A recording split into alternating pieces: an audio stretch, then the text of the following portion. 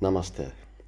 Today I will talk a little bit about preventive guidance, how we can help our reflexology clients to live a healthier life. In general, reflexology is viewed as a therapy that can work preventive. If you find some hard and sore spots on your client, you work on them until they disappears. We assume then that some bigger trouble has been prevented. From a scientific perspective, it's difficult to prove this effect. But the client's body have undoubtedly become more flexible and relaxed. Unfortunately, most people have uncountable number of such spots and areas. To work really preventive, we need to guide our clients to live a life that does not make their tissue transform to be hard and sore.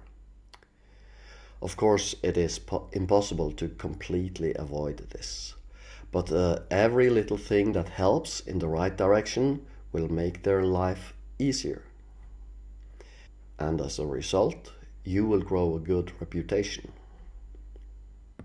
There are lots of advices that can be given, and in general, the biggest issues are related to mental health.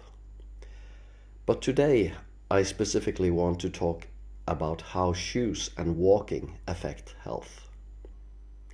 I guess most of you are familiar with some kind of reflexology charts that outline internal organs on the sole of the feet, usually with the brain on the big toes. We must be aware that it is the body that provides us with access to the organs through the feet. But our bodies are smart. It can use the sole of the feet to outline body parts in many other ways. These other ways are not very well known in most parts of the world. Now I will show you one such chart. This chart was made by Carl Axel Lind from Sweden. The chart outlines the inside of the head, the brain, with its lobes and glands. I have used Latin to label the different parts that are projected here, but don't worry, we will only focus on two of them today, namely the homunculus and the frontal cortex of the cerebrum. I will start by telling a bit about shoes and walking. India is probably one of the countries in the world with most use of flip-flops and slippers. When I visited India, I could see them everywhere. There are some problems with this kind of shoes. When you use them, you tense up some parts of the muscles under the foot to keep them in place. This constant tension in the muscles of the forefoot makes it become inflexible and rigid. That is not the way it should be. Of course, this is not good when we know that the body relates this area to chest and lungs. It would then be interesting to look at what it affects when we also know that this area is related to the frontal cortex of the cerebrum. The frontal lobes are involved in motor function, problem solving, spontaneity, memory, language, initiation, judgment, impulse control, and social and sexual behavior. We can assume that long-term use of flip-flops results in less good performance in these kind of activities. How much memory are you willing to offer to use facile shoes? To avoid getting this tension, there is a need for a heel strap. I will come back to this. The most used walking style is heel walking. For each step, the heel is the point of first impact, then the rest of the foot follows. There are several problems with this way of walking, but I will only focus on one of them today. The joints between the metatarsals and the bones further back in the foot are not used in their full extent, if they are used at all. I will not go into how this affects the body from the perspective of traditional foot reflexology. I guess all of you already know. From the perspective given in the outline from Carl-Axel Lin, we can see that homunculus is affected by this. Homunculus is related to the sensory motor cortex of the brain. It is responsible for all your movements and all your tactile sensing. This picture visualizes this.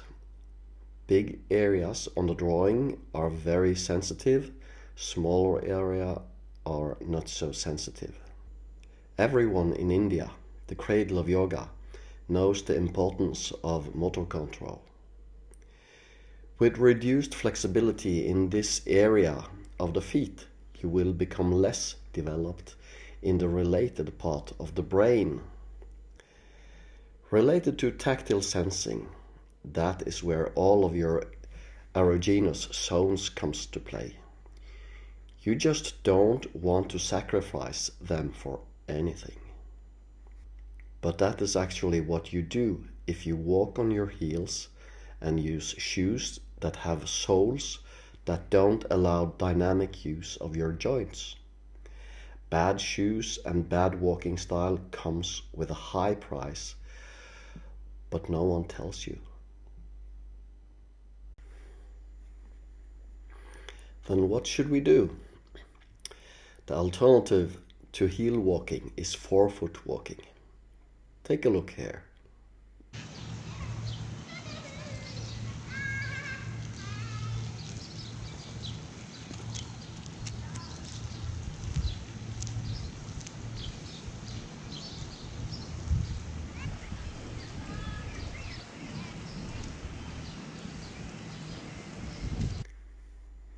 This is not a new style, but it has been forgotten. All animals are using it. I will not describe the details of the style here, but be aware that the little toe will be the first point of impact. If you are interested, you can find information on the net, but I also wish to recommend a book. The book is named Born to Run by Christopher McDougall. When you choose to change walking style, do it little by little. You start to use muscles that has not been used for a long time. They need time to develop. No need to rush. Now I go back to shoes again.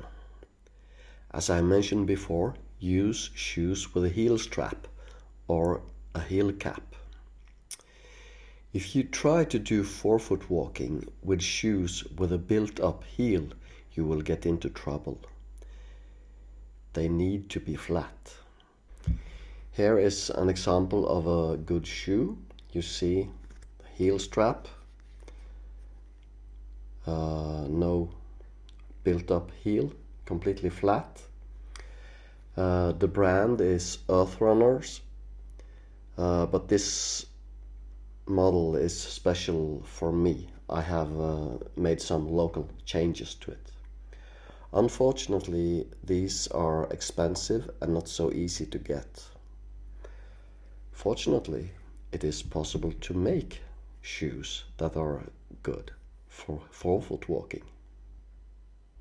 On YouTube, you can find instruction videos for how to make this kind of shoes.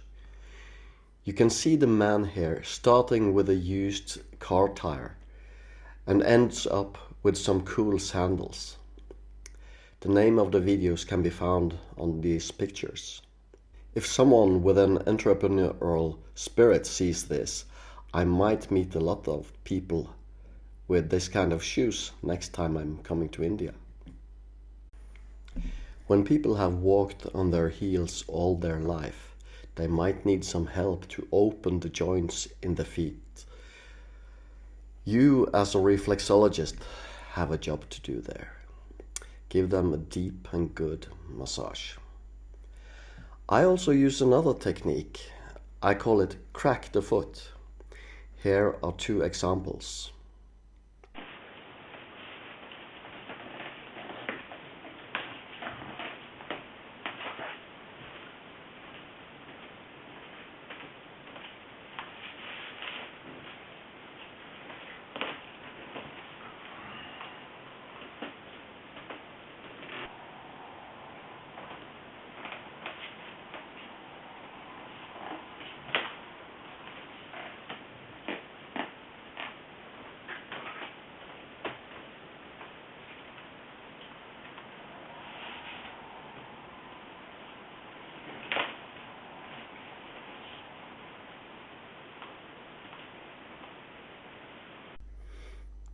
It is not easy to perform this technique. You need a lot of practice and guidance in the beginning.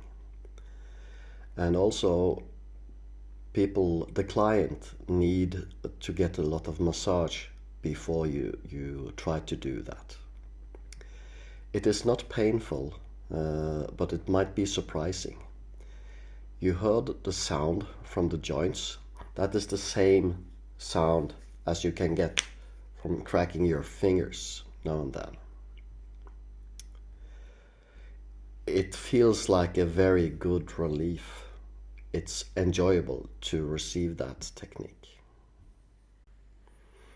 Now it's back to where we started, giving your clients advices. And here the most important point comes. Don't give advices that you don't follow yourself. I have been walking on my forefoot for 10 years now. When you start, there are no way back. And I think my erogenous zones are in good shape. Thank you for listening to this short speak. I hope that in the future I can come back to you. I wish to guide people through the foot cracking technique, talk more about forefoot walking, and, maybe the most exciting, tell you more about the other way the body outline body parts on itself, new projections. Thank you.